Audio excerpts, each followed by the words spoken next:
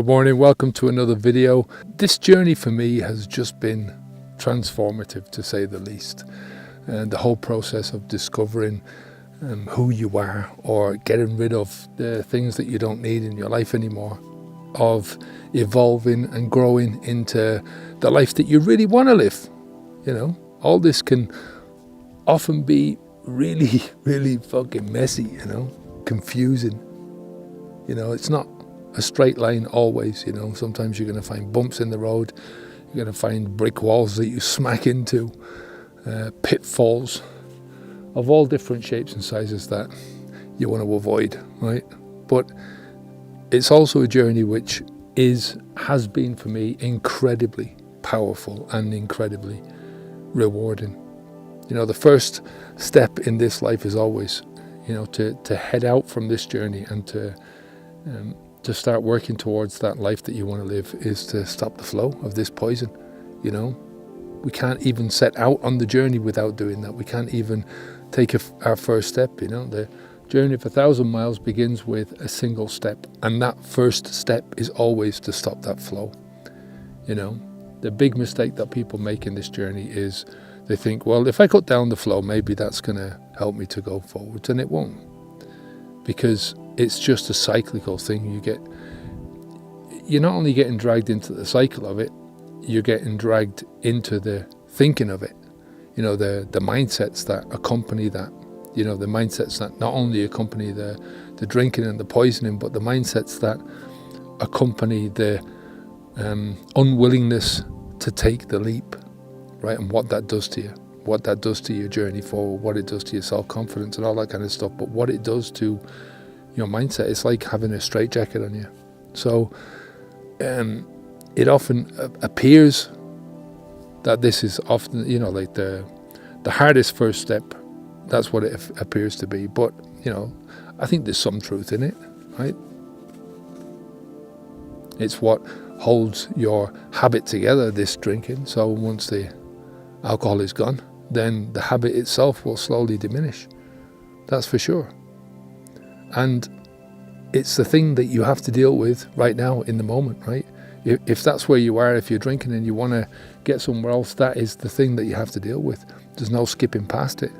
Like I said, that's the first step. There's no going from no steps to step 10. You have to go through the steps forwards, onwards, right?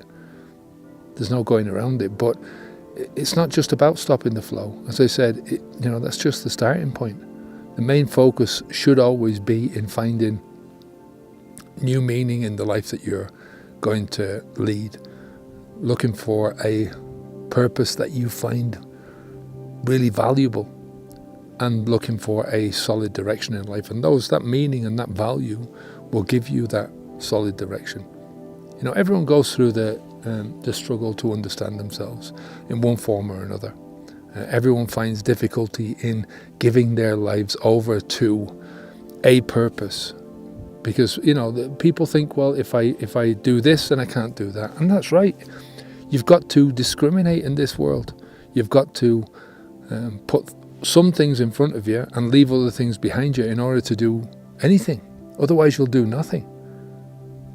You know, there's always more questions in this life than there are answers.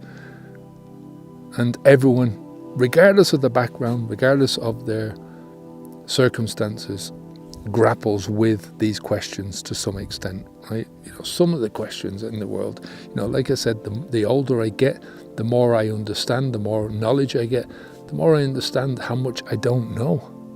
You know, how many questions there are out there that just have got no answers to them, you know, and that's okay, you know. You know, sometimes I feel like I'm constantly searching for meaning, but that's okay as well.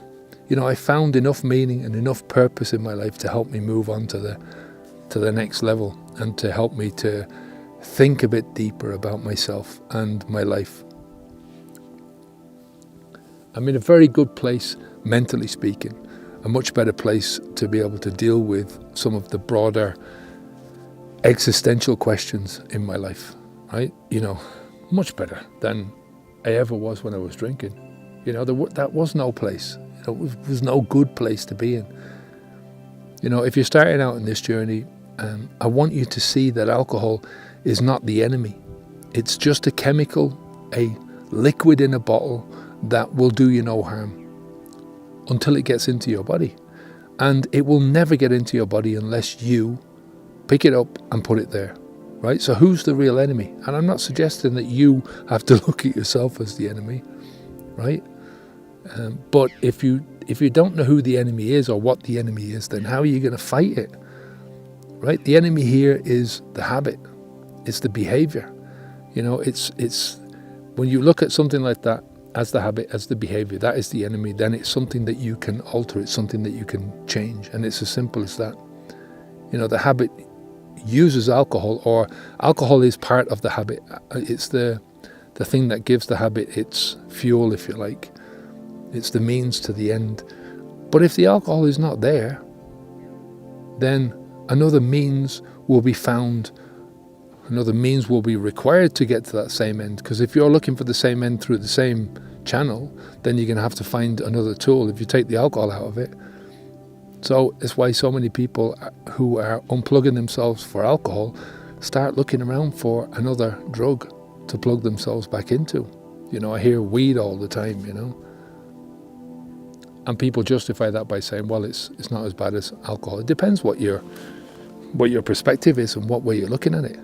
Your victory is never found in battling the enemy on its own terms, right? But in this case, refusing to engage on its own terms, right? In a sense, this is about kind of reclaiming your own power, making your own conscious choices, taking control of your life. And you take control by breaking the habit. If you swap drugs, then you're not breaking the habit. We can't always control the external circumstances of our lives, but we always have the power to shape how we respond, what decisions we're going to make. And ultimately, our decisions are going to lead to the destinations that we're going to arrive at, When you look back, and hindsight is a great thing, when you look back and you can see 2020, well, I'm here because I made that choice and that choice and that choice. Sometimes it's not as clear, but, I always knew that alcohol was the reason why I was in so much shit in my life, and I proved that by stopping it. And once I stopped it, hey presto. But, the path that you need to take might not always be very clear to you.